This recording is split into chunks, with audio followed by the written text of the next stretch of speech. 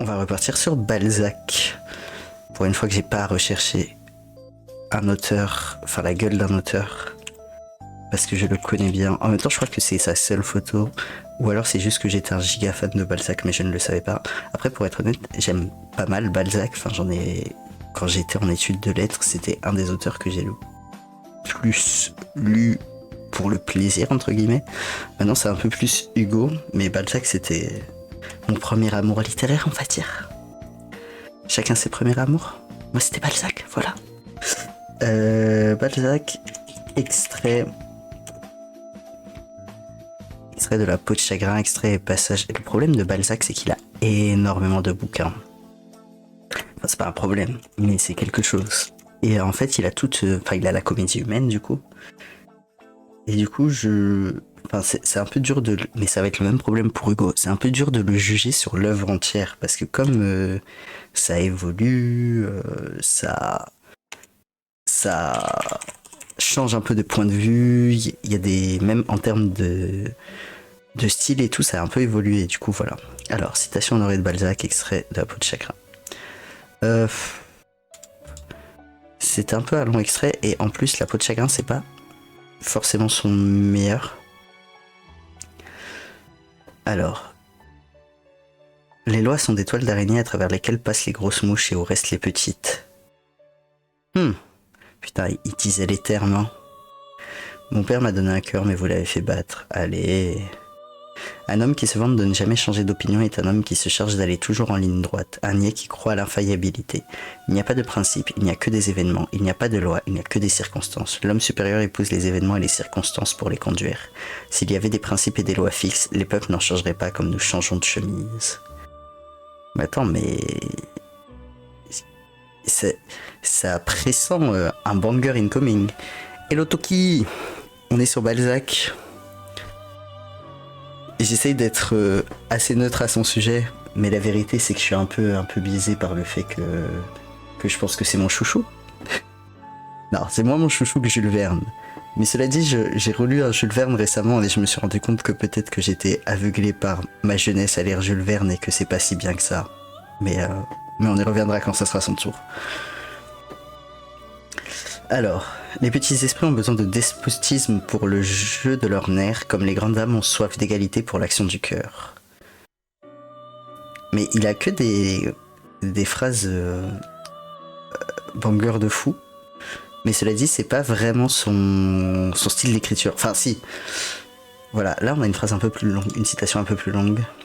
Ne voyez dans les hommes, et surtout dans les femmes, que des instruments, mais ne leur laissez pas voir. Adorez comme Dieu, même celui qui, placé plus haut que vous, peut vous être utile, et ne le quittez pas qu'il n'ait payé très cher votre servilité. Dans le commerce du monde, soyez enfin âpre comme le juif, et bas comme lui. Ok, peut-être il était pas si banger que ça, Balzac. C'est traché, je sens que je vais pas rester longtemps. Ah, le coup dur. Et bah, désolé pour toi. Mais je comprends. Je comprends tout à fait. Écoute, on est ensemble ou pas vraiment, pour le coup. Mais je vais essayer de réserver Jules Verne pour un moment où tu pourras être là, mais je ne peux rien promettre. Alors, extrait du Père Goriot. Goriot mettait ses filles au rang des anges et nécessairement au-dessus de lui. Le pauvre homme, il aimait jusqu'au mal qu'elle lui faisait. Eh bien, si pour une femme le bonheur est d'être aimée, adorée, d'avoir un ami à qui elle puisse confier ses désirs, ses fantaisies, ses chagrins, ses joies, se montrer dans la nudité de son âme avec ses jolis défauts et ses belles qualités, sans craindre d'être trahi, croyez-moi, ce cœur dévoué toujours ardent ne peut se rencontrer que chez un homme jeune, plein d'illusions, qui peut mourir sur un seul de vos signes, qui ne sait rien du monde et ne veut rien savoir parce que vous devenez le monde pour lui. Ok, c'est un peu beau. Non mais en termes de style, Balzac, il a rien à prouver. Il a son style. Pour le coup, en termes de style, il a rien à prouver. OMG. Je mérite pas Jules Verne, je l'ai toujours pas lu. C'est Balzac. Et oui, c'est Balzac. Tu as été là pour Balzac. Putain, t'as toujours lu aucun Jules Verne? Ah oui, c'est vrai, tu ne mérites pas Jules Verne. Je te dirais bien que j'essaierai de garder Hugo, mais il est juste là et du coup, peut-être, voilà quoi. Alors, c'est Balzac et pour l'instant, il a des citations assez banger, sauf qu'il a l'air d'être un petit peu antisémite. Disons que voilà. Mais à part ça, il avait vraiment un truc, genre, il est vraiment en mode ouais, la liberté, il faut qu'on soit libre et tout. Mais par contre, il a vraiment ce truc qu'il était en mode. Après, genre, c'était pas non plus un truc en mode. Ah, eh bien, il y a quelqu'un qui risque de se faire ban pour son premier message. Alors, oui, on n'accepte pas l'antisémitisme ici. C'est. Alors, oui, clairement. Alors, attends, il faut juste que je me souvienne comment on banne. Israël et les juifs, c'est pas la même chose. Je suis pas ici pour faire un débat politique, mais globalement, c'est pas l'ambiance. Il y a beaucoup de juifs qui sont contre Israël, et voilà. En résumé. Et on peut être anti-Israël et ne pas être un gros antisémite de merde. Allez, c'est ciao. Du coup. Et comment on supprime les messages? Putain, je suis vraiment trop un débutant là.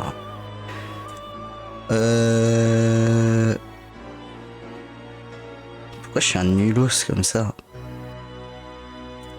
Moi je ne m'attendais pas. Putain, mais c'est fou quoi, qu'il y ait un mec qui réussit à tomber genre pile poil à ce moment-là sur ma chaîne.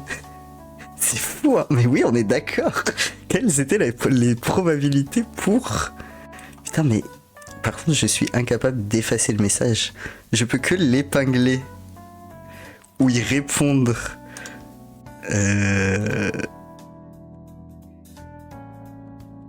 Ah, bannière. Ok. Nice. C'est win. Let's go. Du coup, revenons sur Balzac. Non mais ouais, Arcani, genre c'est... La proba était... what the fuck. Bref. On rappelle ici que on peut boycotter Israël et ne pas être un gros antisémite de merde. Voilà. Alors, reprenons Balzac.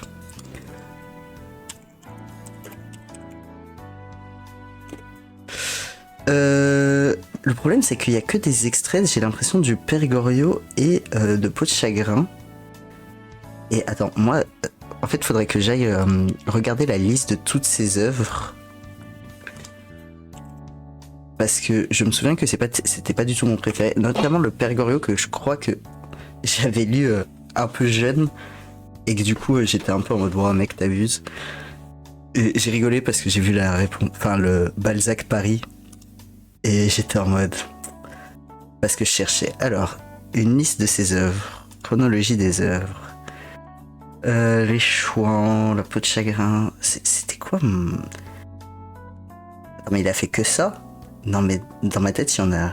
Le Lys dans la vallée, je n'en ai jamais entendu parler. Et pourtant j'en ai lu du Balzac.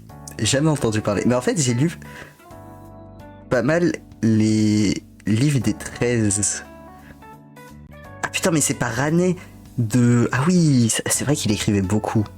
J'avais zappé que c'était... Enfin qu'il était payé et du coup que c'était... Enfin qu'il était payé au mot et que du coup ça écrivait quoi. C'était là.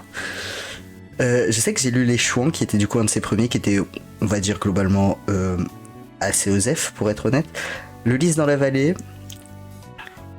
Il a écrit Le cousin Pont également. Alors... Le cousin Pont, que je ne connais pas non plus. Putain mais... J'étais grave en mode waouh, Balzac ça va être super facile parce que j'ai lu des bouquins de lui et tout, contrairement à d'autres où j'ai rien lu. Mais en fait j'avais oublié que c'était Balzac quoi. C'est un peu comme Jules Verne où je vais être en mode ah j'ai lu grave des bouquins de lui et ensuite je vais voir ses œuvres et ça va être genre j'en ai lu 3 en fait.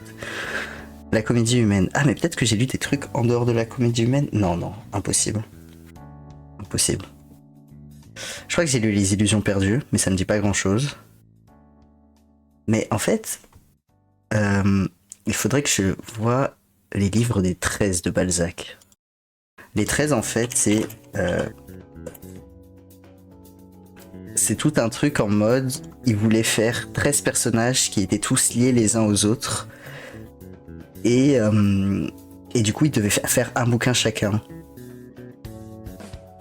Et le problème, c'est qu'il est mort avant. Et du coup, je crois que finalement, au bout du compte, on en a eu que 4 ou 3. Le livre de Ponce, putain. Balzac, fan de Ponce. Balzac, il a un sub-tier-toi chez Ponce. Ah bah non, il était giga pauvre. À partir de 3, tu peux te la péter, je trouve. Ah ouais, c'est genre le minimum pour... T'as lu 3 livres de Balzac, tu te la pètes. Non, mais je pense que ça dépend aussi des auteurs, tu vois. Parce que les livres de Balzac, ils sont pas si longs. Genre, à partir de 3 livres de Hugo, tu peux vraiment te la péter. Et du coup, effectivement, Histoire des 13, bah, j'ai lu toutes les histoires des 13, donc Ferragus, la duchesse de Langeais et la fille aux yeux d'or. Et Ferragus, en vrai, bah, c'est assez court comme roman, et c'est... Si vous avez jamais lu du Balzac et que vous avez envie d'essayer, je pense que c'est une bonne porte d'entrée. Genre, il se passe des choses, on se fait pas trop chier, il y a toujours ces descriptions de fous furieux à la Balzac. Mais c'était un peu un banger. Et du coup, je voulais mettre... On va mettre extrait de description de Balzac, parce que c'était quand même un petit peu son... Comment on appelle ça? Ah, sa marque de fabrique. Extrait, description, Balzac. Non mais il y a que du Père Goriot quoi, c'est fou. Je devienne fou. Je pense Balzac c'est juste le cousin de Ponce en toute logique. C'est vrai. Ça paraît logique. Et en fait Ponce pour masquer le lien a réécrit son pseudo en se disant comme ça au moins les gens ne se rendront pas compte que je viens de 1847. Ça paraît logique. Moi je crois à cette théorie. Balzac, le Père Goriot. Putain mais... Pourquoi tout le monde ne parle que du Père Goriot? On va mettre le Lys dans la vallée. Parce que Arcani était en mode le Lys dans la vallée. Apparemment, ça avait l'air d'être un banger. Et je l'ai pas lu. Du coup, allons-y. Ah mais c'est un très très long extrait. Ah là, il y a une petite description. On va lire ça. Ces landes plates et sablonneuses qui vous attristent durant une nuit environ joignent par un bouquet de bois le chemin de Saché, nom de la commune d'où dépend Frappel. Ce chemin qui débouche sur la route de Chinon, bien au-delà de Ballon, longe une plaine ondulée sans accident remarquable, jusqu'au petit pays d'Artane. Là se découvre une vallée qui commence à Montbazon, finit à la Loire et semble bondir sous les châteaux posés sur ces doubles collines, une magnifique coupe d'émeraude au fond de laquelle l'Indre se roule par ses mouvements de serpent. Le problème c'est qu'il y a ces espèces de petits carrés trucs machin, qui veut dire qu'ils ont coupé la description parce qu'ils étaient en mode c'est trop long quoi. Donc on ne peut pas profiter de tout le sel. Mais ça se... D'ailleurs c'est Balzac, oui, c'est Balzac quoi. C'est effectivement, ça décrit. Bon, peut-être qu'on va être obligé d'avoir un extrait du Père Goriot, mais avec une description. Mais en fait c'est ça le problème, c'est que les extraits c'est que genre... Les passages un peu marquants, moi j'aurais bien aimé avoir vraiment un extrait, on va dire de la base d'un truc. Mais bon. Eh bien, monsieur de Rastignac, traitez ce monde comme il mérite de l'être. Vous voulez parvenir, je vous aiderai. Vous sonderez combien est profonde la corruption féminine. Vous croiserez la largeur de la misérable vanité des hommes. Quoique j'ai bien lu dans ce livre du monde, il y avait des pages qui cependant m'étaient inconnues. Maintenant je sais tout. Plus froidement vous calculerez, plus avant vous irez. Frappez sans pitié, vous serez craint. N'acceptez les hommes et les femmes que comme les chevaux de poste que vous laisseriez. Crevez à chaque relais. Vous arriverez ainsi au fait de vos désirs. Bah... Un bon extrait quoi, c'est sympa, ça donne foi en l'humanité. Ça marche Chucky, ciao, à plus. Mais en termes de style, de toute façon, j'avoue que Balzac, voilà, il est plutôt haut. Maintenant, en termes de ce qu'il a à raconter, ce petit Balzacounet. Alors, Honoré de Balzac, Wikipédia. Putain, il a une page Wikipédia de fou furieux. Mais il y a pas mal de trucs. Opinion politique et sociale. OMG, on l'a déjà. C'est trop bien. Quand j'ai pas à chercher parmi 12 000 trucs, c'est quoi ces opinions? Donc, d'abord une biographie. Alors, rapidos. Pour avoir une idée de son background social, quoi. Le père de Balzac se dit athée et voltairien, tandis que sa mère est décrite comme mondaine et amorale, s'intéressant aux magnétiseurs et aux illuministes. Ok. Il était, on va dire, bien entouré. Putain, il s'appelle Bernard François. C'est vrai que je me rends compte que Balzac, c'est un des rares auteurs dont je ne connaissais pas le nom officiel. Attends, mais c'est bien lui? Honoré de Balzac, nom de plume d'Honoré Balzac. Ah non, il s'appelait Honoré Balzac. Ça va. C'est le fils de Bernard François. Ok, Bernard François, c'est son père. Donc on s'en fiche de son père, tout va bien. Il s'appelait Honoré, tout va bien. Ok, Dana, c'est l'aîné de 4 enfants.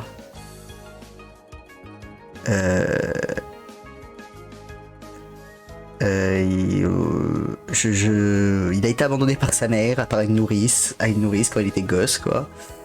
Ensuite, il va au collège, donc bon, c'est que quand même, il doit avoir des thunes.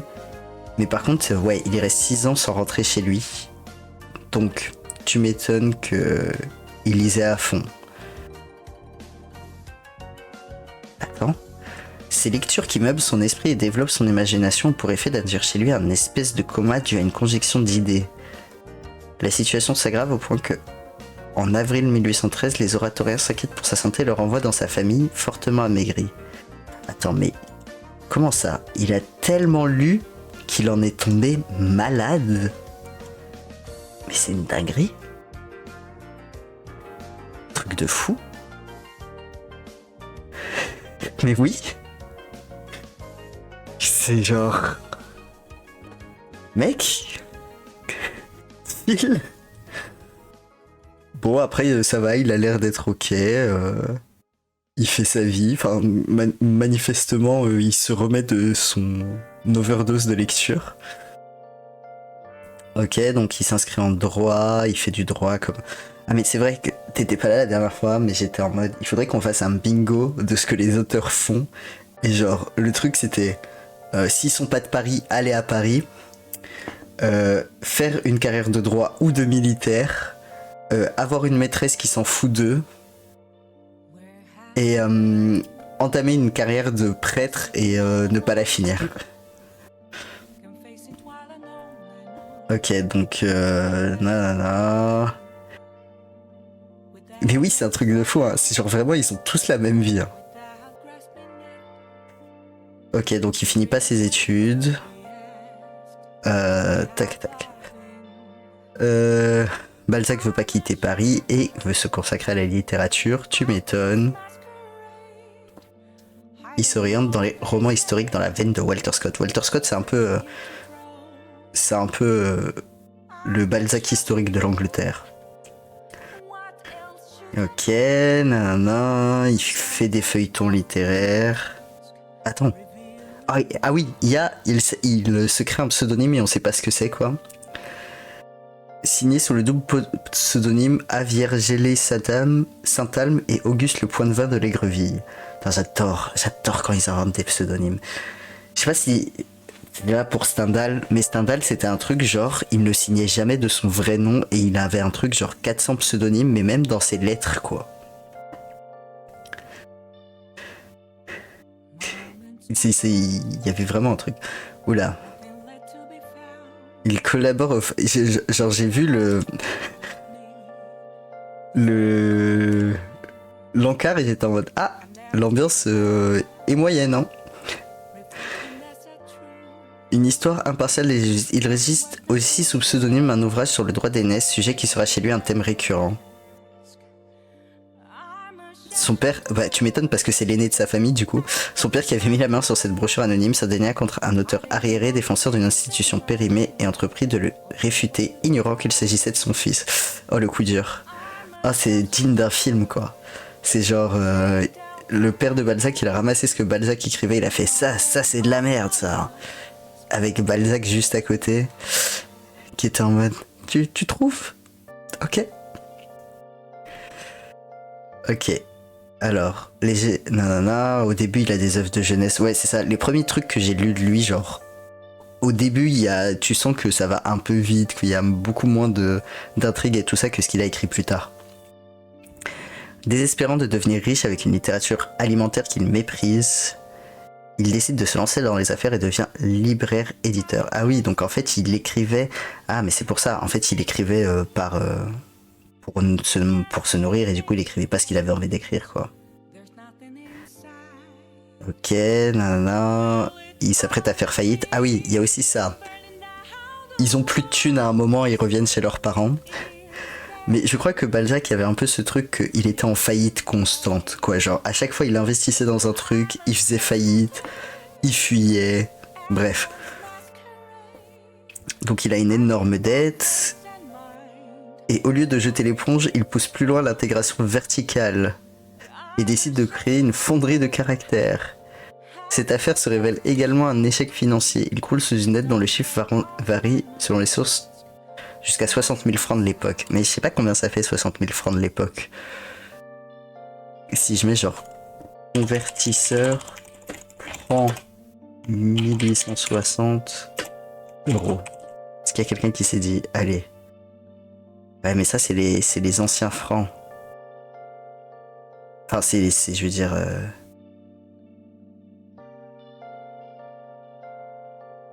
le mari apporte 22 000 francs, nanana. Ok. Est-ce qu'on a une information? Putain, c'est un lien qui marche plus. Une petite approximation. Quoi? Putain, mais c'est que des liens qui ont disparu. Mais c'est quoi cette dinguerie? Cette dinguerie... Cette dinguerie de... Ils ont enlevé toutes les sources pour ne pas qu'on puisse voir c'était combien un franc en euros.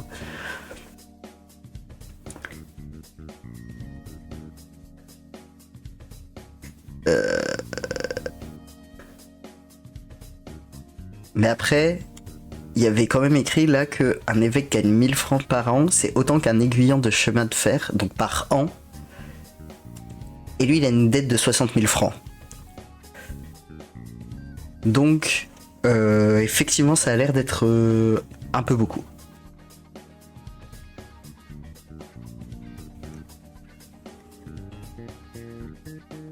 Donc, c'est la merde.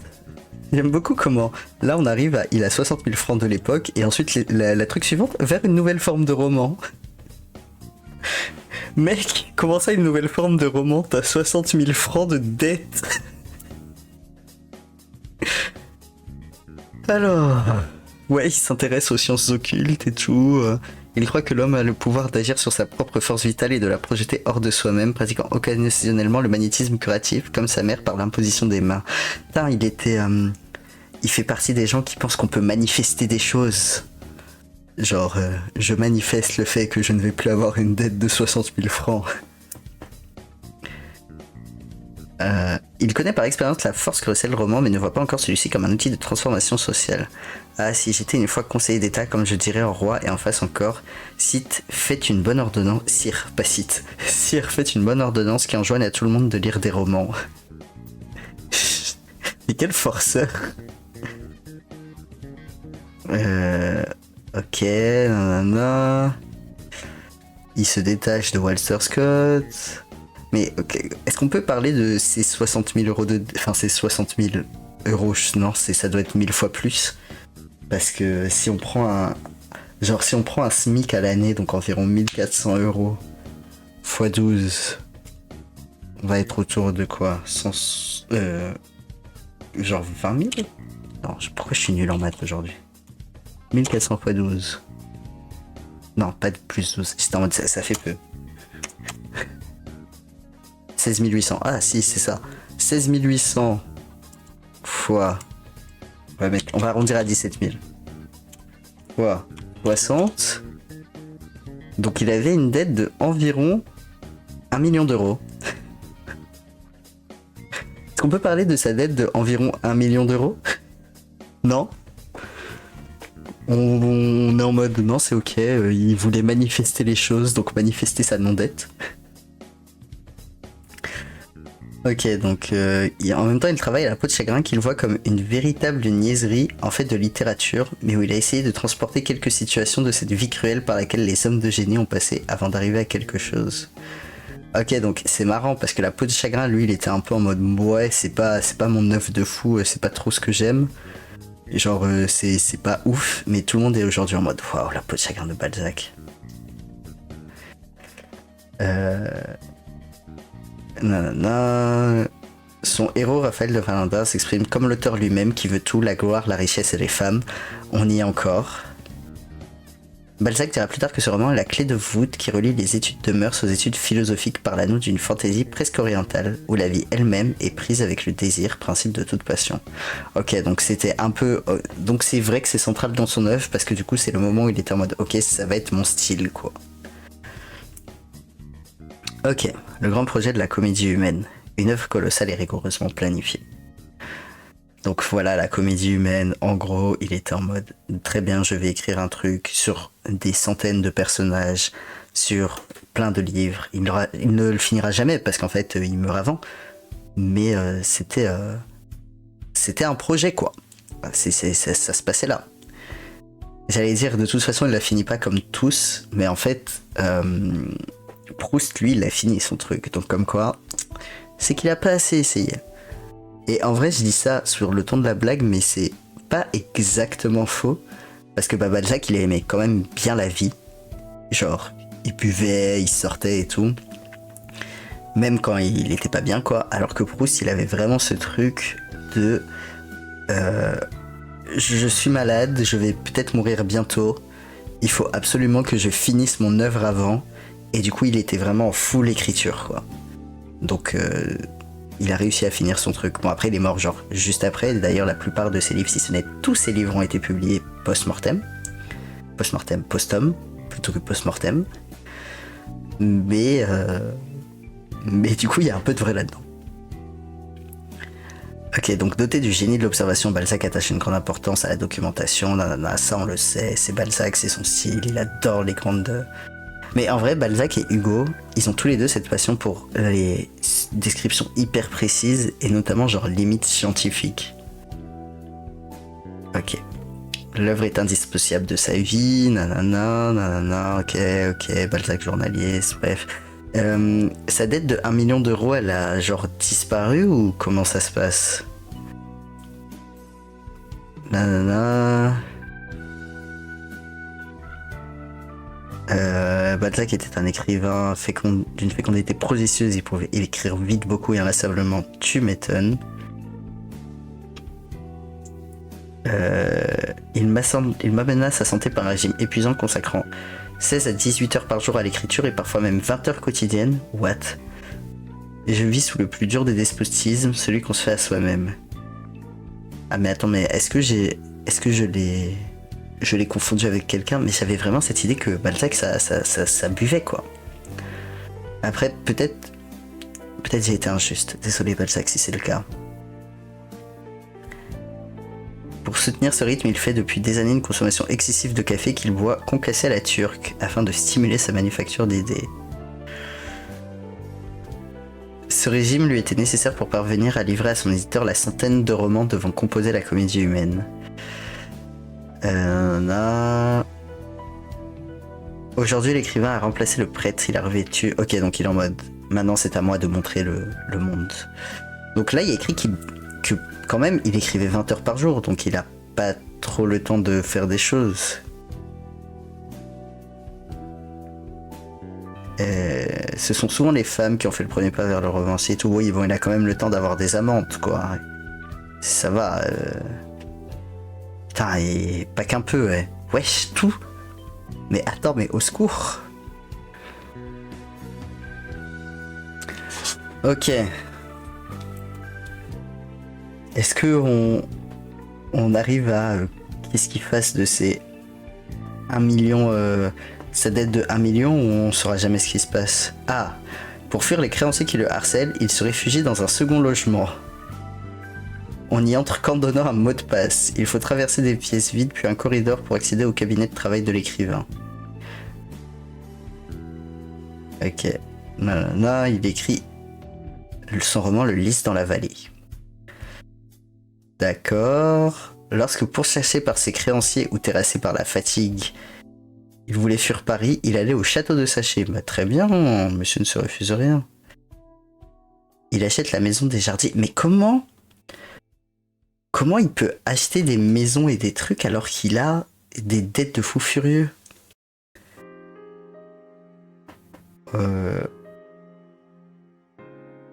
Surtout que Balzac a d'abord voulu transformer la maison en palais avec des matériaux précieux et a vaguement fait allusion à des plantations d'ananas. Mais il était fou, ce mec.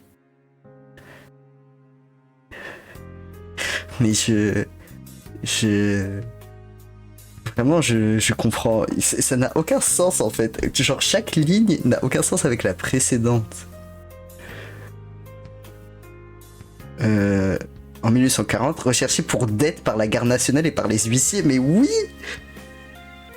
Genre, il met la propriété en vente et va se cacher à Passy.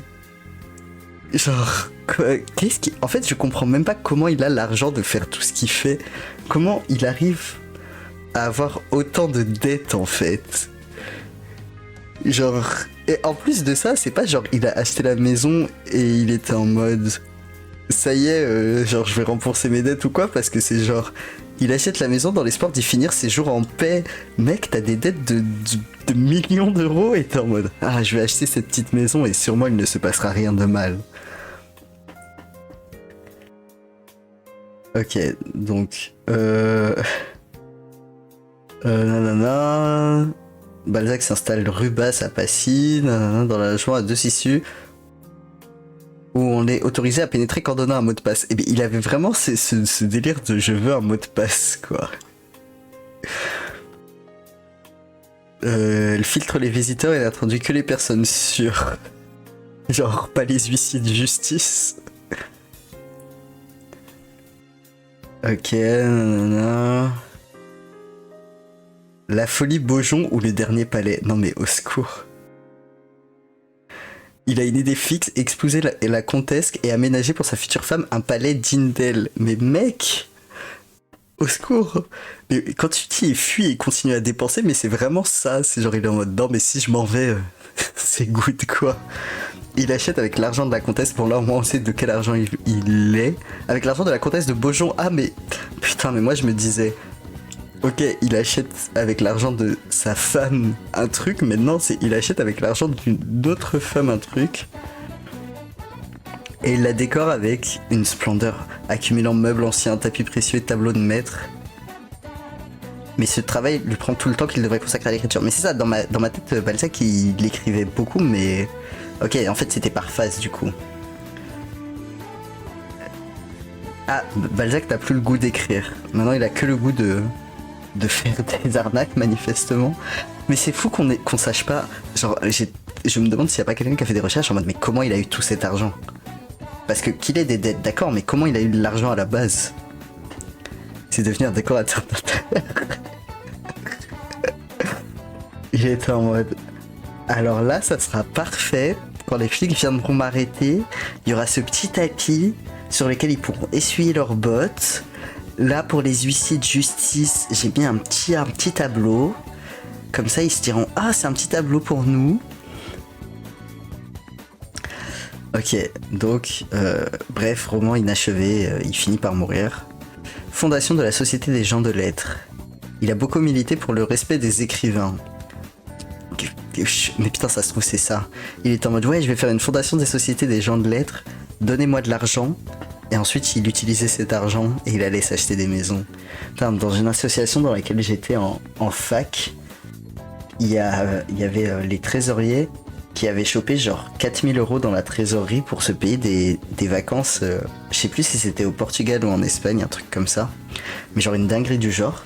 Et en fait, ça s'était passé genre 2 ou 3 ans avant que je rejoigne l'asso. Et quand je rejoignais l'asso, en gros, c'est les trésoriers qui avaient volé, ils étaient encore en train de rembourser, quoi. Parce qu'ils s'étaient fait choper, mais ils avaient pas pu tout rembourser d'un coup, du coup, ils remboursaient encore. Et d'ailleurs, quand j'ai quitté l'assaut, genre 2-3 ans plus tard, ils avaient toujours pas fini de rembourser. Et je me souviendrai toujours des gens qui les défendaient, genre leurs potes qui étaient en mode.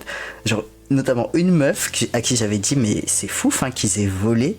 Elle m'a fait, non, mais ils ont pas volé, ils ont juste emprunté. Et j'étais en mode, mais comment ça?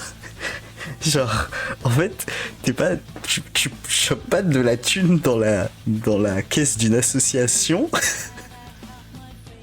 Ça s'appelle du vol, en fait. Et si c'était genre, mais j'étais grave en mode, mais si c'était pas fait prendre, genre ils auraient rendu l'argent, mais qu'est-ce que tu racontes, quoi? Et c'est à ce moment-là que j'ai compris comment marchait la corruption, en fait. C'est genre vraiment ce truc de, mais non, mais c'est pas vraiment du vol, alors que genre, bah meuf, si. C'est pour ça que je suis en mode Balzac. Je sens la douille. Ok, donc il y adhère, nanana. Ok, bon bref. Les voyages. Il a beaucoup voyagé. Tu m'étonnes pour fuir ses créanciers. Ukraine, Russie, Prusse, Autriche, Italie. Ok. En Russie, c'est plutôt Balzac qui laissera ses traces en inspirant Dostoïevski. Ah, c'est fou. Faudrait faire comment on appelle ça? Une carte heuristique là de comment les auteurs s'influencent les uns les autres. Ah, dans le bingo, il y avait il va en Italie. Et voilà, il va en Italie. Donc bref, il aime l'Italie comme tous, la Russie. Italie et Russie globalement. Oh. Ah, c'est coup dur pour Balzac. Les dernières années et la mort. Vu par Nadar. Je sais pas c'est qui Nadar. C'est un caricaturiste. Putain mais ça c'est aussi une dinguerie de l'époque. Genre il est caricaturiste, ok. Il est écrivain, ok. Et il est aéronaute. Et photographe. C'est genre t'as... Ah oui, alors voilà, je vous présente Thomas Pesquet. Alors, il est écrivain, caricaturiste, astronaute et un peu photographe. Quelle époque. En 1847, il obtient finalement du pouvoir russe un nouveau passeport pour se rendre en Ukraine. Bien donc. Ça serait pas aujourd'hui que ça serait le cas.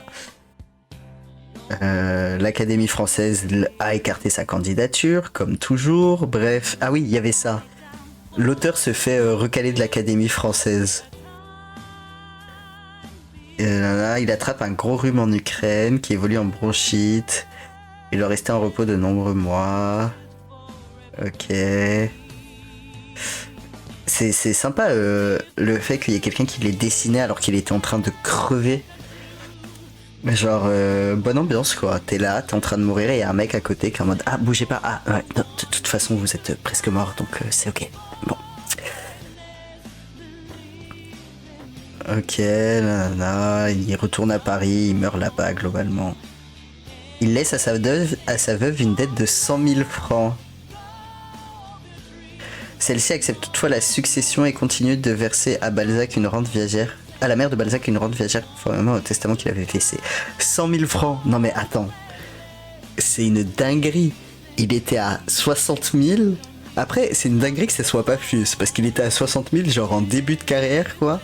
Et ça a fini à 100 000. Et 60 000 c'était genre 1 million et quelques. Donc 100 000 on doit être autour des 2 millions. Donc ouais. Finalement il était en mode je fuis, je continue à dépenser. Et ça a marché. Après, il a laissé une dette, mais il s'en foutait, il était mort, quoi. Ok. Je pense que lui, il aura les points bonus de vie rocambolesque. Parce qu'il a quand même une vie sacrément rocambolesque. Opinion politique et sociale. Alors, il n'est pas facile de synthétiser la pensée du romancier. Ces divers personnages représentent des moments de son intelligence, donc des tatussements, des nuances, des oppositions, des contradictions. Ça c'est un peu logique, enfin c'est comme Hugo qui au début était grave royaliste et tout ça et à la fin c'était juste le giga goat woke. C'est un peu le truc des auteurs qui ont une très longue carrière et qui en plus ont vécu juste après, enfin pas juste après, mais dans les environs de la Révolution et tout ça, donc il y avait un peu, genre je prends parti quoi. Nanana. Dérangeant les élites de son temps, 1940, c'est devenu un paria du monde politique. Un parlementaire l'accuse d'ébranler la société en la corrompant, de pervertir le peuple au lieu de l'éduquer et de saper les valeurs traditionnelles.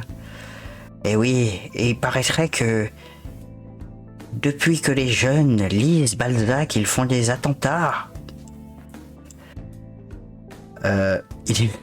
Cette phrase, elle est folle. Il est méprisé par le roi Louis-Philippe qui fera interdire sa pièce Vautrin, mais qui lui donnera quand même la Légion d'honneur. Genre, qu'est-ce qui se passe? Récompense dérisoire en comparaison du statut dont jouissaient des écrivains comme Hugo et Dumas.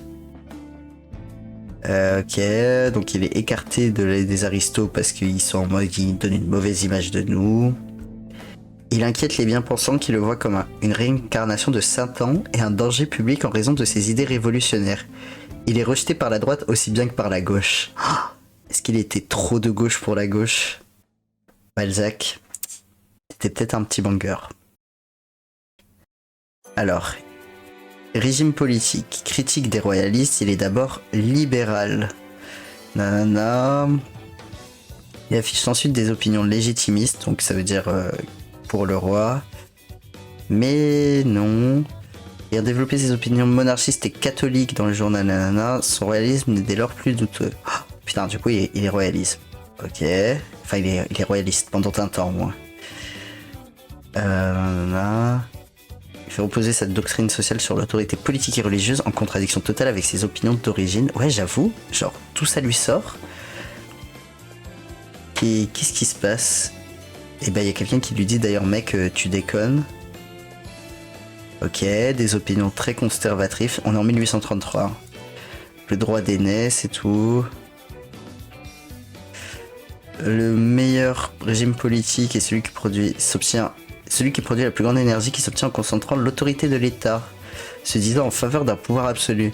Mais Balzac, mais qu'est-ce que tu nous fais? Pas comme ça, Balzac. Il dénonce la permanente instabilité d'une démocratie représentative. Oh non, Balzac qui tourne, j'ai des échafauds, facho. Avocat d'un régime ou d'un groupe d'hommes de talent, exerceur d'une dictature collective. D'une dictature collective comme dans Ferragus. Tiens, c'est le truc que j'ai recommandé, peut-être faudrait que je le relise. Ok. Il s'oppose au système de concours, convaincu que jamais aucun effort administratif ou scolaire ne remplacera les miracles du hasard auxquels ont droit les grands hommes, et caricature les défenseurs de l'égalité en les présentant comme des ennemis du génie. Oh, Balzac. C'est la décadence. C'est tout allait bien et rien ne va plus. C'est...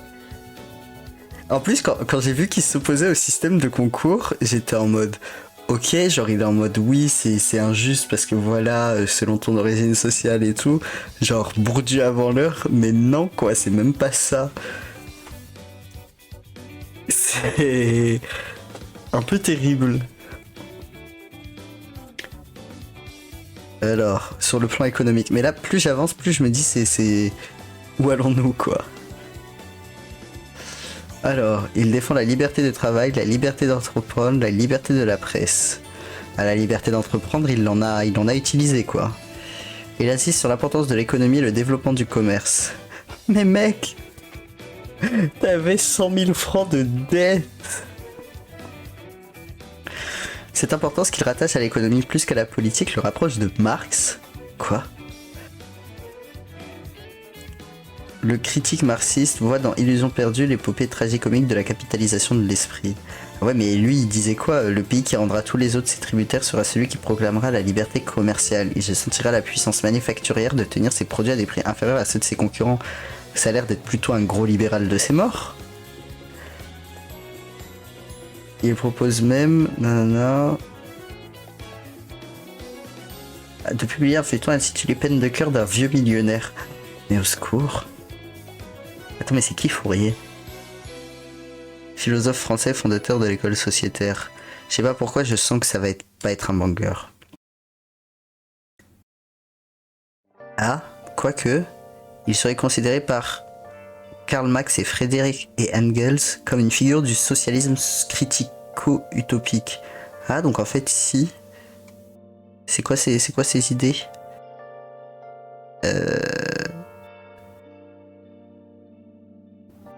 Il pose les premières bases d'une réflexion critique portant sur la société industrielle naissance et ses défauts les plus criants. Et il suffit de faire confiance aux indications données par la... Mais non mais il raconte n'importe quoi. Genre en mode oui, laissez-vous porter par des trucs naturels, genre l'amitié et l'amour et tout ira mieux dans la société. Au secours. Ok.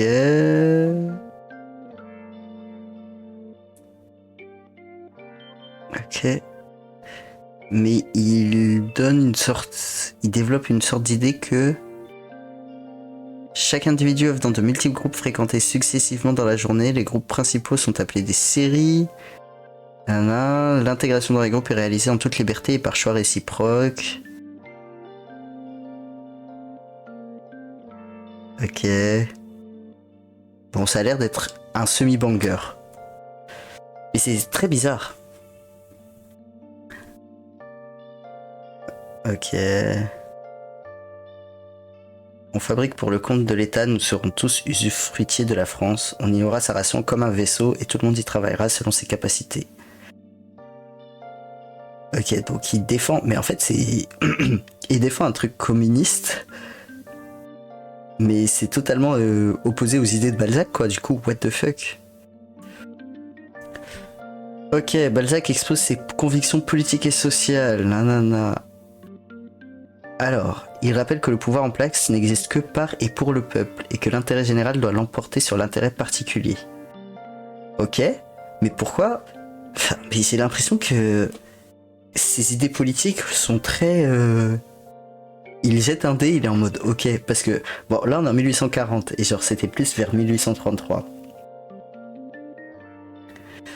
Donc peut-être qu'il a effectivement évolué. Un état où les bons et sages ouvriers, en travaillant tant qu'ils veulent, tant qu'ils peuvent, ne trouvent pas l'aisance pour leur famille, ces états est mal ordonné. Ok. Cependant, ils représentent pas d'ouvriers dans ses œuvres, ni des paysans. Enfin, ils sont un peu débiles, ces paysans, quoi. Un pays est fort quand il se compose de familles riches dont tous les meubles sont intéressés à la défense du trésor commun. Fasciné par la noblesse, il l'a montré inéluctablement absorbé par la bourgeoisie et incapable de s'adapter aux réalités nouvelles. Ok, donc il condamne les nobles et les bourgeois un peu. Nanana. Son message est plus complexe qu'il n'y paraît à première vue. Il soutient le trône et l'autel sans croire ni à l'un ni à l'autre. Eh ben, bizarre l'ambiance. Alors que le sociologue et le politique sont du côté de la droite et du conservatisme, l'écrivain pose un constat dévastateur sur la société qu'il dépeint et le capitalisme conquérant. Putain, mais j'ai l'impression qu'il est en mode putain, le capitalisme c'est de la merde, mais je suis pour. Cette condamnation qui ne porte pas seulement sur la société qu'il a sous les yeux, mais sur tout ordre social, est une invitation à l'anarchisme et à la révolte. Mais cet anarchisme peut facilement céder la place à un autoritarisme à tendance totalitaire. Mais qu'est-ce qui se passe? Mais Balzac, qu'est-ce que tu fais? C'est genre... Bon, moi je suis anarchiste. Ou totalitaire, on ne sait pas. Bon, alors la place des femmes. Il estime que les femmes portent le désordre dans la société par la passion. Allez. Donc la femme, c'est un problème. La maternité est présentée comme l'accomplissement ultime de la femme. Allez. Une femme qui n'est pas mère est un être incomplet et manqué. Allez. C'est... Le romancier s'oppose au divorce. Rien ne prouve mieux la nécessité d'un mariage indissoluble que l'instabilité de la passion. Les deux sexes doivent être enchaînés comme des bêtes féroces qu'ils sont dans les lois fatales sourdes et muettes. Il rejette donc le féminisme saint-simonéen. Allez. Et on est qu'à la place des femmes. Hein. Donc je sens que ça va arriver le côté esclave. Hein. Ok, la religion. Donc ok, il est critique à l'égard de la religion et du clergé, nanana. La religion a le but de sauvegarder... a pour rôle essentiel de sauvegarder la paix sociale. Très bien. L'église catholique prend tôt ses distances à l'égard de Balzac. Bon, globalement il est en mode... c'est utile parce que ça achète la paix sociale. Ah c'est tout? Y a que ça sur ces trucs, donc on sait juste qu'il a été catastrophique en termes de féminisme, que en termes de politique c'était pas ouf, mais on n'a pas d'autres trucs. Chronologie de ses œuvres, ok. Très bien. Et bah... Attends, c'est quoi cette affaire? Ok, non, Osef un peu. D'accord. Et bah... nice. Il faut quand même qu'on juge... qu'on juge le physique. C'est le dernier point. Et il a quand même le bonus de vie rocambolesque, c'est vrai. Alors... Après, il a une bonne tête, quoi. Genre, ça a l'air ok. Ok. Alors, c'est un peu terrible, parce que... j'aurais eu tendance à le mettre en c'est pas mal. Mais là, j'hésite entre le mouais et le surcoté. Genre... Ah, c'est terrible, Balzac. En fait... Vraiment, je ne m'attendais pas à ce qu'il soit aussi problématique sur tellement d'aspects. Il a eu des trucs vraiment pas ouf, bah ouais. Et en plus de ça... Mais en fait, le truc qui est fou... Non mais attends. Le truc qui est fou, c'est quand j'avais mis citation Balzac... Genre, c'est pas du tout ça. Genre, dans ses citations, il avait l'air d'être... Genre... Les lois sont des toiles d'araignée à travers lesquelles passent les grosses mouches et où restent les petites. Donc là, tu vois, ça critique de fou le fait que les gens sont au-dessus de la loi. Là, un homme qui se vante de ne jamais changer d'opinion est un homme qui se charge d'aller toujours en ligne droite, un niais qui croit à la fiabilité, nanana. Donc bref, il faut changer d'opinion. L'homme meurt... non, attends, il y avait un autre truc. Les petits esprits ont besoin de despotisme pour le jeu de leurs nerfs, comme les grandes âmes ont soif d'égalité pour l'action du cœur. Enfin, c'est... Qu'est-ce qui se passait, quoi? Après, c'est ironique, vu qu'il fuyait ses dettes. Mais oui, c'est très étrange. Bon. Est-ce qu'on le met en premier de mouais? Ou en premier de... Non, en dernier de mouais, en premier de surcoté. Après, surcoté, ça veut pas dire que c'est mal. Ça veut dire que... on pensait que c'était mieux. Et est-ce que c'est pas un peu ça, Balzac? C'est genre, on avait beaucoup d'attentes, on pensait que ça allait être un truc de fou, et en fait, finalement, c'est la descente aux enfers, quoi. Ah, je suis désolé, Balzac. Ah, mais moi aussi, ça me fait mal. Et en plus, ça me fait d'autant plus mal que je me dis, je pense que Jules Verne, ça va être la même chose. Genre... Je pense que c'est mon auteur préféré, peut-être avec Hugo, en termes de historique. Mais genre, Balzac, qu'est-ce qui s'est passé? Mais je le mets quand même en premier de surcoté, parce qu'il a le bonus de vie rocambolesque, à savoir... Oui, j'ai 1 million d'euros de dette, mais bon, et si j'allais acheter cette maison discretos? C'est quelque chose, quoi. Et bah Balzac... Putain, ça aurait pris du temps sur Balzac, quasiment 1 heure. En même temps, c'était un gros morceau, quoi, fallait s'y attendre. Et bah Balzac, je suis désolé, mais tu vas en surcoté. C'est un peu triste parce que bah y a plein de gens au-dessus que j'aime moins que toi. Mais on se doit d'être honnête avec nous-mêmes et au secours quoi. Eh bien, passons au suivant que je ne connais pas. Donc je pense que ça va être un mec inconnu et là ça va être genre un gars giga connu. Michel Winock. Non, Gustave Flaubert. Ah oui, j'étais en mode whisky. Non, c'était totalement un gars giga connu. Flaubert. Flaubert, petit Flo là. Qu'est-ce que j'ai lu de Flaubert? Je sais que j'ai lu au moins un truc en entier. Gustave Flaubert. Oh, bonne petite tête. Liste de ses écrits. Parfois un sentier. Ah, bah Madame Bovary, l'éducation sentimentale. Donc j'ai lu ces deux trucs de lui en entier. Et en vrai, Hear Me Out, Madame de Bovary, c'est pas si pire. Mais il faut être dans un mood. Pour moi, c'est un peu comme Proust. Il faut... Bon, déjà, il faut lire des trucs sur Madame de Bovary avant de lire Madame Bovary. Genre, pour savoir de quoi il parle, parce que sinon tu comprends pas forcément ce qu'il raconte. Et il faut être dans un truc où t'as le time, quoi. Moi, je le lirai pas d'une traite.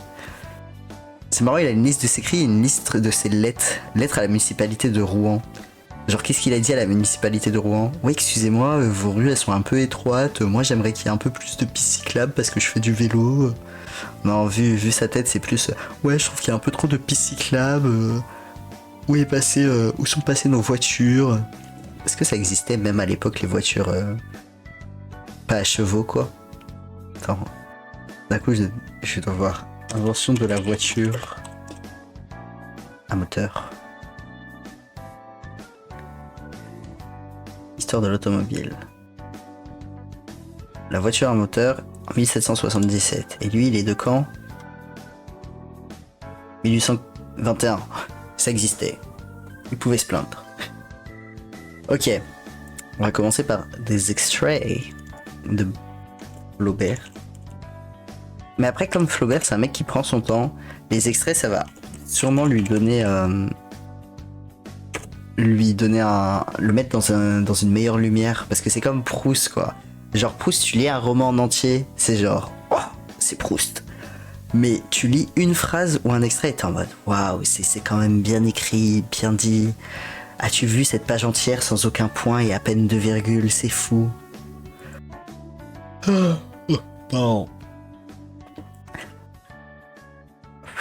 Après moi j'ai eu un petit trauma Proust en prépa parce que une de mes épreuves c'était de traduire du français vers l'anglais certains textes et on a eu Proust à, je crois pas au vrai concours mais un concours blanc. Et comment dire que en fait au moment où tu vois écrit Proust à la fin de l'extrait et que tu te dis je vais devoir traduire ça en anglais, il y a eu un petit abandon mental, quoi. Alors, jamais Madame Bovary ne fut aussi belle qu'à cette époque. Elle avait cette indéfinissable beauté qui résulte de la joie, de l'enthousiasme, du succès et qui n'est que l'harmonie du tempérament avec les circonstances. Une infinie passion peut tenir dans 1 minute. Vous profitez impudemment de ma détresse, monsieur. Je suis à plaindre mais pas à vendre. Allez. La conversation de Charles était plate comme un trottoir de rue et les idées de tout le monde y défilaient dans leur costume ordinaire sans exciter d'émotion, de rire ou de rêverie. Charles étant le mari de Bovary qu'elle trompe parce qu'il est chiant globalement. Vous est-il arrivé parfois de rencontrer dans un livre une idée vague que l'on a eue, quelques images obscurcies qui revient de loin, et comme l'exposition entière de votre sentiment le plus délié. La parole humaine est comme un chaudron fêlé, où nous battons des mélodies à faire danser les ours quand on voudrait attendrir les étoiles. Ok, on va dire c'est ok tiers, mais c'est pas non plus, j'allais dire du niveau de Corneille, mais en même temps, Corneille c'est du théâtre, donc forcément c'est un peu plus... Voilà, ça se pose un peu plus là, quoi. Et puis c'est Corneille, littéralement. Mais ok. Non. Donc il est né à Rouen. Bah oui, vu qu'il a écrit une lettre au maire de Rouen, j'espère. Alors, le petit bingo, il va à Paris. Il devient pauvre, je suppose. Et il tombe amoureux d'une femme qu'on a rien à foutre de lui. Moi je mise sur ces trois-là au moins. Ah non, il va en Italie aussi. Ok, donc voilà, c'est un bourgeois, nanana. Dispensé du service militaire grâce au tirage au sort qui lui est favorable. Attends, mais il y avait un tirage au sort du service militaire? Mais c'est des Hunger Games? Attends, je cherchais tirage.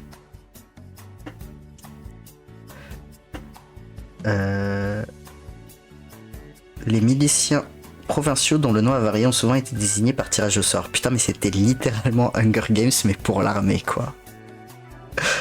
Truc de fou. D'accord. Donc, il participe pas aux Hunger Games. Il va faire ses études de droit à Paris. Voilà, on y est. Les études de droit, Paris. Il y mène une vie de bohème agitée. Voilà, il est pauvre. Lui aussi, il a des dettes. Ok. Il abandonne le droit. Il fait une grave crise d'épilepsie. Il revient à Rouen. D'accord. Il commence une liaison houleuse avec Louise Collet. Pendant 10 ans. Ah oui, quand même. Nana. Gustave Flaubert au physique de plus en plus massif. Je connais cette figure de style. C'est un euphémisme. Et cependant, un jeune homme sportif. Il pratique la natation, l'exprime, l'équitation, la chasse. Putain, mais... le décathlon, quoi. Alors, nanana. Et voilà, il va en Italie. On y est. C'est bon. Premier roman. Alors, tac.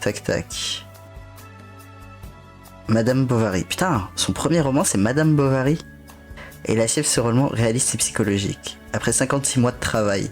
56 mois de travail. Oh mec. Ah désolé, mais ça en valait pas tant, hein. Donc, il rencontre entre autres George Sand. Il avait quand même pas mal de meufs avec qui il échangeait des lettres. Pour les auteurs de l'époque, c'est assez rare. Ok, donc il met quand même 56 mois à écrire un roman, donc tu m'étonnes qu'il en ait pas écrit autant que Balzac qu'on vient de voir, qui écrivait 12 romans par an littéralement. Le roman est publié... Ah oui, l'éducation sentimentale, nanana. Il est mal accueilli, quelques centaines d'exemplaires. Il reçoit la Légion d'honneur, comme tout le monde à cette époque, j'ai envie de dire.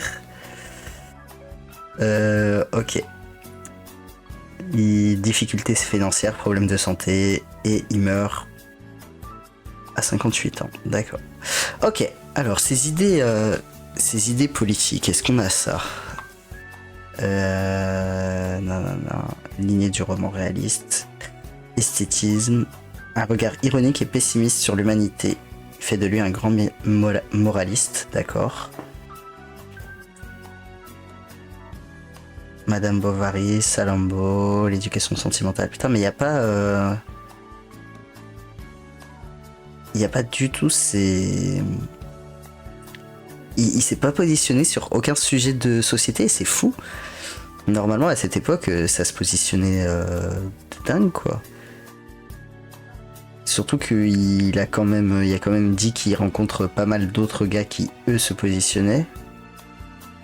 Donc, qu'est-ce qui se passe? Genre Balzac, Zola et Maupassant, enfin Maupassant peut-être moins, mais Zola, voilà quand même, ça se place quoi.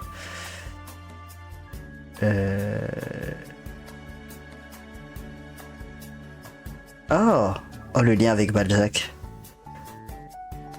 Fortement marqué par l'œuvre d'Honoré de Balzac, il reprendra les thèmes sous une forme très personnelle. L'éducation sentimentale est une autre version du Lys dans la vallée. Et bah voilà, on parlait tout à l'heure du Lys dans la vallée. Et bah en fait, c'est une fanfiction. L'éducation sentimentale, c'est une fanfiction de Lys dans la vallée. Truc de fou. Et Flaubert s'oppose à l'esthétisme du roman feuilleton en écrivant un roman de la lenteur. Bah tu m'étonnes s'il met 56 mois à écrire un roman. Et du coup, un truc genre Flaubert, édition politique, un truc comme ça. Parce que là, il y a vraiment rien. Bah écoute, si tu veux lire du Flaubert et que t'as bien aimé le Lys dans la vallée, bah c'est l'occasion. Ah, Flaubert, politique. Nice. Sur les plans idéologiques, il vit dans des idées libérales. Il est gagné par le scepticisme. Il se tient sa vie durant en marge de la vie politique et critique à l'égard de tous les régimes. Ok, donc c'était juste un gros rageux. Il ne manifeste pas d'intérêt pour la question sociale. Il rejette aussi bien le socialisme sous toutes ses formes que l'ordre monarchique et clérical. Il est opposé à la démocratie et au suffrage universel, qui assure selon lui la victoire du nombre et de la masse au détriment de l'intelligence. Petit coup dur. Il estime que l'égalité qu'il oppose à la liberté est le triomphe de la bêtise. Ah. Il n'adhère pas à la croyance au progrès.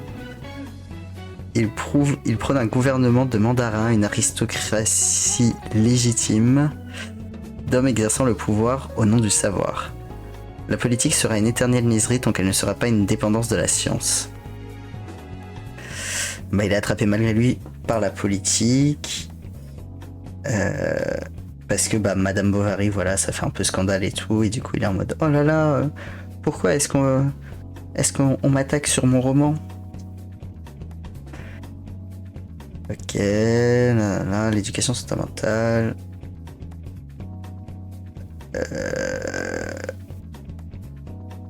Flaubert exprime sa correspondance sur le rejet de la politique et son scepticisme à l'égard des idéologies. Son œuvre fictionnelle est en prise directe sur la vie politique et peut être lue comme une interrogation permanente sur l'histoire des pratiques et sur les enjeux juridiques et politiques fondamentaux. Ok.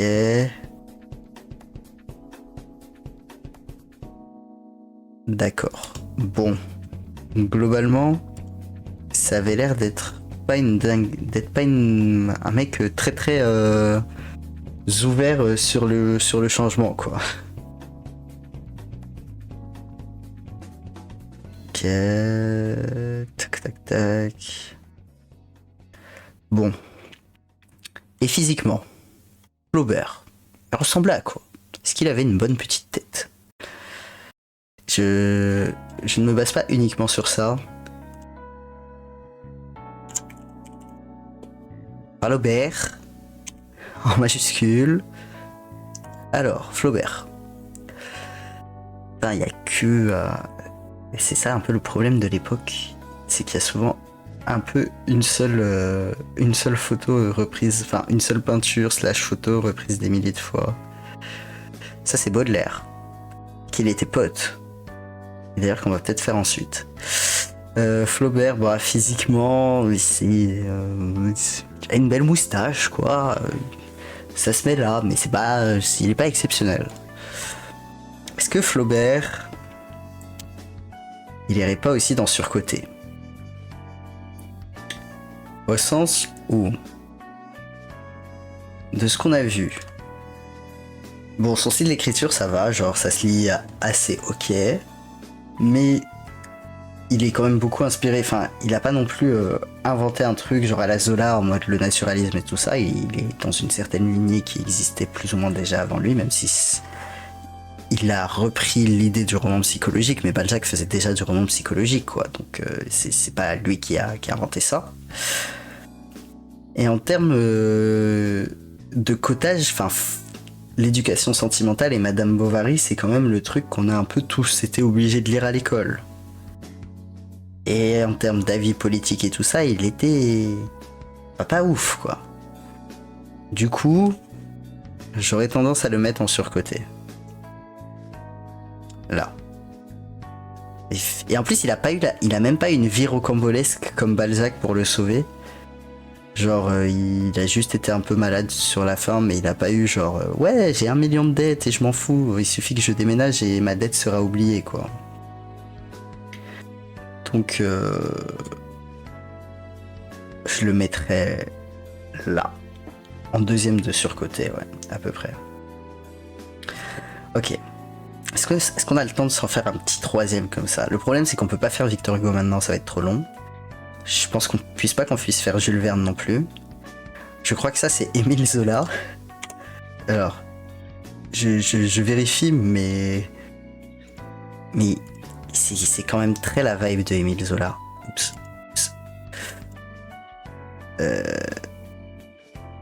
Ah non, Mallarmé. Oh, tout va bien alors. Let's go.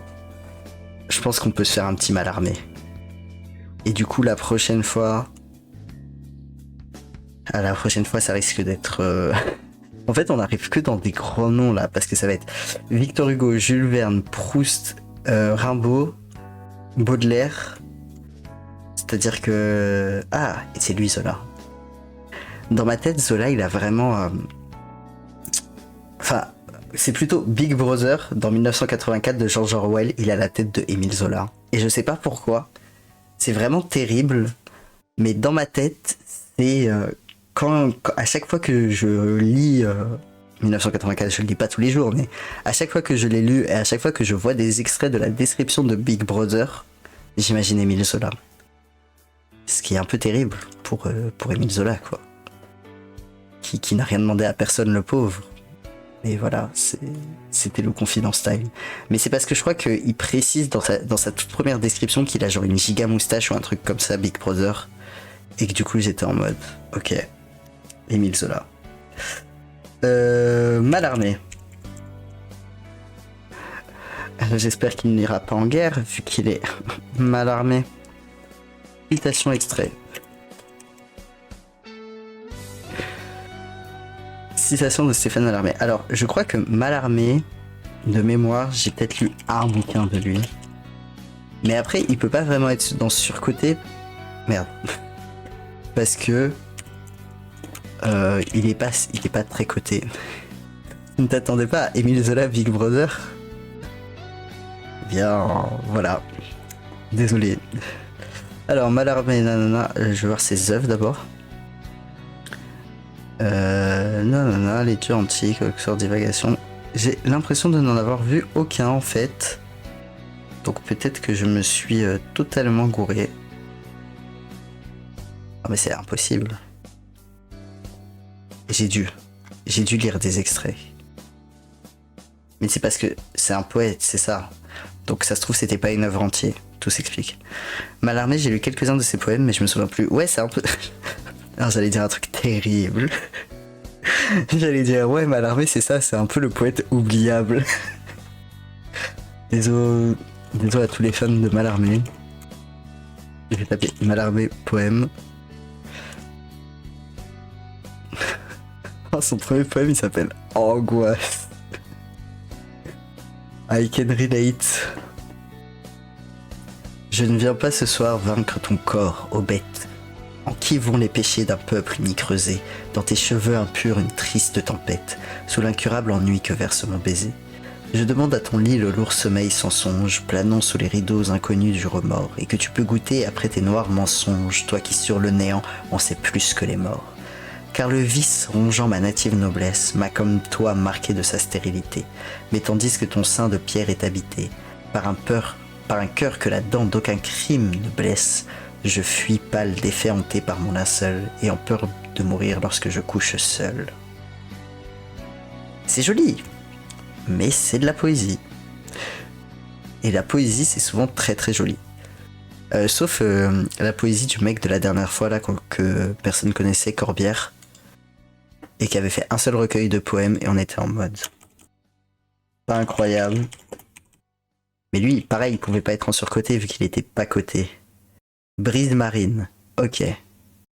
Mallarmé, brise marine.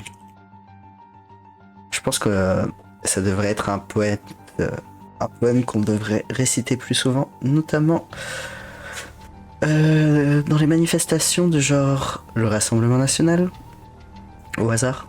Le plus beau poème de Mallarmé. Ah oui, les gens disent que c'est son plus beau poème, d'accord. La chair est triste, hélas, et j'ai lu tous les livres. Fuir là-bas, fuir. Je sens que des oiseaux sont ivres d'être parmi l'écume inconnue et les cieux.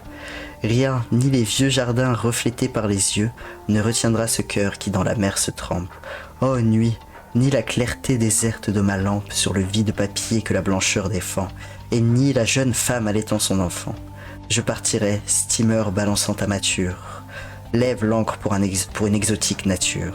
Un ennui désolé par les cruels espoirs croit encore à l'adieu suprême des mouchoirs. Et, peut-être, les mâts invitant les orages sont-ils de ceux qu'un vent penche sur les naufrages, perdus sans mât ni fertiles îlots, mais oh mon cœur entend le chant des matelots. Ok. Et il est connu pourquoi exactement? En fait, c'est un peu mon problème avec la poésie.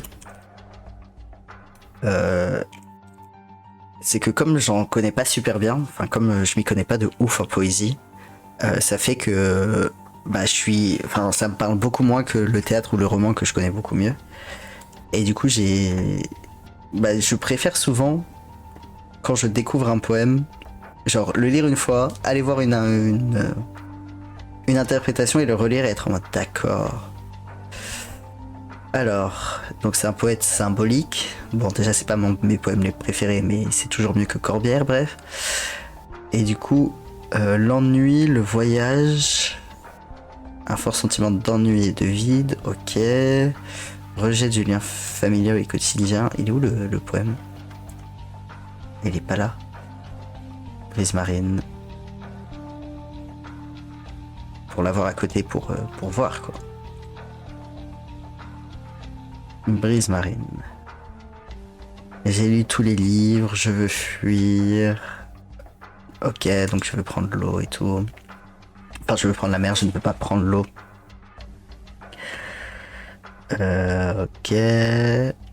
Profonde lassitude, idéalisation du voyage, symbolique et métaphorique. Ah, et aussi une métaphore de l'écriture poétique, donc en mode, il veut aussi se défaire des carcans littéraires pour écrire son poème de manière plus libre, quoi. Et du coup, ça expliquerait pourquoi il est aussi connu. Effectivement. Ok. Pour Mallarmé, ça a l'air d'être ok en termes de style. Mais les poètes, ça triche, parce que c'est toujours ok en termes de style. Alors, biographie rapide, moi. C'est terrible parce que genre, je le lisais à la va-vite, quoi, et la première phrase sur laquelle je tombe, c'est « Il rencontre des difficultés dans son métier de professeur, il est chahuté par ses élèves. » Grosse victime, voire. Étienne Mallarmé dit Stéphane Mallarmé. D'accord. C'est vraiment le coup dur. Imagine, t'as une page Wikipédia et genre dans ton résumé général de ta vie, il y a franchement ces élèves ils le polossaient. Ok. C'est un poète, enseignant, traducteur et critique d'art. Donc, il se fait bolos par ses élèves. Il a une vie de famille paisible, ponctuée de difficultés financières et de deuil, en particulier la mort de son fils Anatole. Les difficultés financières, ça, on a l'habitude chez les auteurs, vu qu'apparemment ils étaient tous giga pauvres. Attiré par l'esthétique de l'art pour l'art, il collabore au Parnasse, ok. Donc cherchant à dépasser son sentiment d'impuissance lié à un état dépressif. Il est dès lors en quête d'une beauté pure que seul peut créer l'art. Le monde est fait pour aboutir à un beau livre. Ok, intéressant. Donc, c'était sûrement... Enfin, non. Après, j'allais dire un des chefs de file, mais non, parce que comme c'est écrit, il est avec Paul Verlaine, Zola, Manet et tout, donc... et la Parnasse contemporain, l'art pour l'art, il devait... Ouais, après, c'était peut-être l'un des chefs de file. C'était peut-être pas le chef de file. Ok...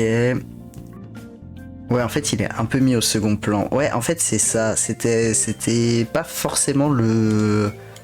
Bah, c'était peut-être un peu un Racine à Corneille, mais encore moins connu que Racine. Nanana. Alors, attends, parce que je regarde les éditeurs... Enfin, les mecs de la Parnasse, le mouvement parnassien. Bon, bah, effectivement, Parnasse. C'est vrai. C'est vrai que c'est un peu le premier gars. Mais du coup, Gautier est plus connu, Baudelaire est plus connu, Anatole France est plus connu, Verlaine est plus connu, quoi.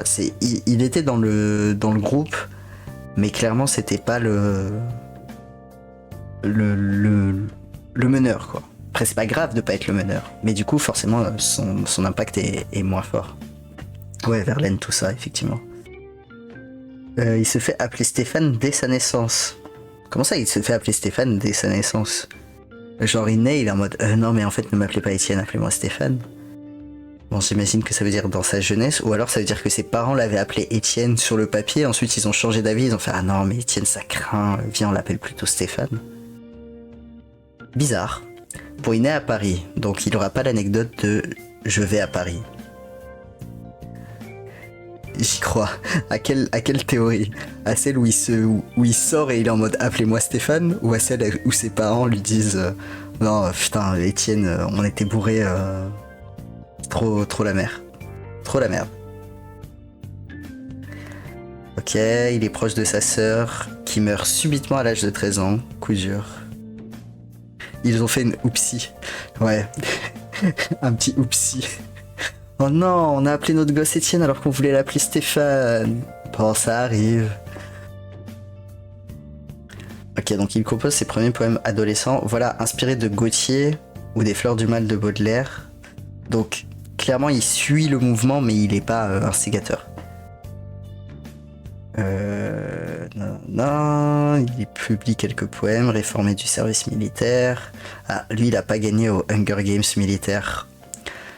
Il a dû être en mode non, mais regardez, j'ai de l'asthme. Il écrit une pièce de théâtre. Ah, c'est fou, hein, comment à l'époque, vraiment pour se faire connaître, fallait faire du théâtre. Non. Il entre dans une période de doute absolu pendant plusieurs années, nommé professeur à Besançon. Ok, donc il passe les concours pour devenir prof, il devient prof et il écrit à côté, il traduit à côté. Donc il n'était pas dans la logique des autres auteurs de je vais vivre de mon art directement, quoi. Ok. Il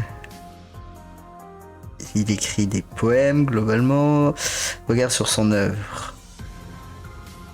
Ah, mais son propre regard sur son œuvre, c'est intéressant.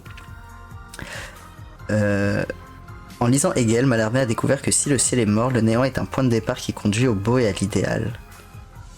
À cette philosophie devait correspondre une poétique nouvelle qui dise le pouvoir sacré du verbe.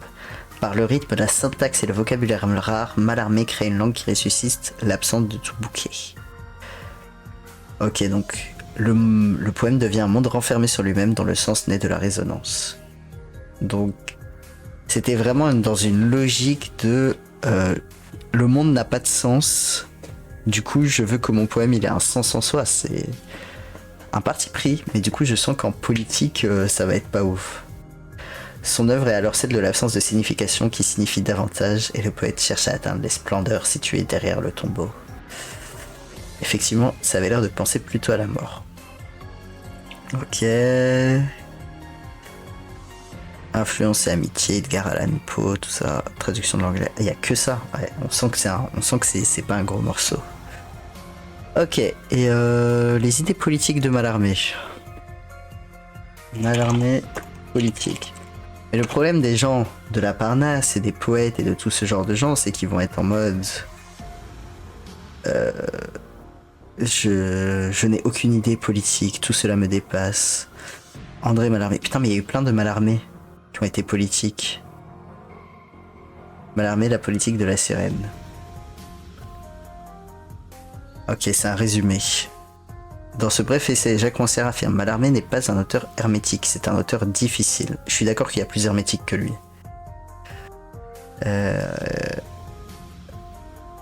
Mallarmé, le contemporain d'une république cherchant les formes d'un culte civique remplaçant les pompes et religions des rois. Son écriture obéit à une politique exigeante, car la complexité en ce moment historique demande une politique du poème aussi agile que les jeux d'une petite sirène. Ok, mais qu'est-ce qu'il en pensait de cette politique? Putain, André Mallarmé, il gâche tout. La révolution mallarméenne.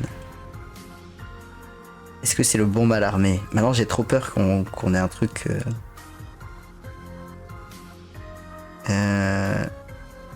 différentes lectures de Mallarmé. Mais est-ce que c'est le bon Mallarmé? Il y a un peu trop de Mallarmé. J'ai pas l'impression. On va préciser Stéphane. Stéphane Mallarmé, engagement politique. Putain, y a rien, mais c'est fou. Peut-être sur Google, peut-être c'est juste Brave. Stéphane Mallarmé, opinion politique. Appropriation politique, ouais, mais ça c'est une appropriation. C'est pas ce que lui disait. Entre l'esthétique et l'économie politique. Ok, donc il y a quelqu'un qui a fait une thèse dessus. Mais nous allons la lire. Maintenant, c'est parti. Et d'étudier les appropriations politiques de Stéphane Mallarmé. Une réflexion politique. Voilà, ok, c'est son intro. Mais qu'est-ce qu'il dit ?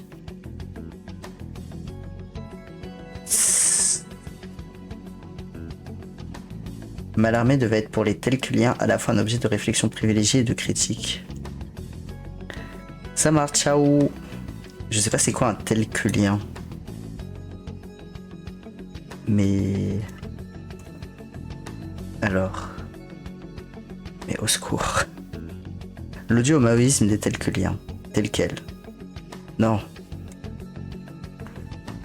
Alors... Prendra ses distances. Mais attends, mais tel quel, là on parle encore du journal, quoi. Non, pas du tout. Si, ça c'est un journal marocain. Mais non, mais du coup ça doit pas être ce journal. Non, c'est totalement un journal. Mais ça veut dire quoi tel quel? Putain, est-ce que c'est un journal genre de Sartre? Tel quel journal. Le problème c'est que s'il y a un journal marocain, ouais, ça va... Ah, ok. C'est win. Tel quel est une revue de littérature française d'avant-garde. Donc très bien. Et quels étaient les objectifs, les orientations politiques? Se veut une revue apolitique. Mais au secours. Oh, elle est incroyable cette anecdote. Les premières évictions dans Regarde politique, Jean-René Huguenin est congédié fin mai 1960 car personne au sein du comité n'aime son premier roman. Excuse-moi mec. On n'aime pas ce que t'as écrit en fait, donc désolé, ça dégage. La culture des idées et l'idée de décadence. Ok, donc il est décadent, donc en gros il est dans une logique de je m'en fous de tout ce qui se passe et tout. Ok. Bon, Mallarmé, c'est pas clair cette histoire. Et il nous reste Vive rocambolesque. En vrai, il a pas trop eu une vie rocambolesque, donc non. Et il nous reste du coup juste le physique. Qu'il faut que je cherche sur Google parce que sinon j'aurais rien en fait. Alors... Mallarmé, Stéphane Mallarmé. Il y a une petite moustache là, comment lui résister? Putain, vraiment tous la moustache de l'époque. Cette photo c'est vraiment, je suis tout à fait à l'aise, tout va bien. C'est une photo tout à fait naturelle, j'adore tenir ma feuille comme ça et commencer au milieu de ma feuille avec mon stylo. Il tient très bien son stylo d'ailleurs. Mais physiquement, on va dire un peu aux F-tiers. Hein. C'est pas la tête de Scarron, quoi. Mais c'est pas une dinguerie. Ok. Et bah, Mallarmé, je pense que ça va aller en Mouais, mais alors en Mouais ou avant Corbière, c'est sûr. Avant la Bruyère. Est-ce qu'il passe avant... Ah putain, j'ai oublié son nom. Philosophe des Lumières. J'ai envie de dire Diderot, mais c'est pas Diderot. Diderot, il est ici. C'est... Allez, discrètement, allez le rechercher. Parce commence par un B. Non, pas du tout. Rousseau. C'était Rousseau. Est-ce qu'on le met avant Rousseau? Je ne crois pas. Je pense qu'il est bien là. Entre Rousseau et La Bruyère. C'est à peu près là où il devrait être.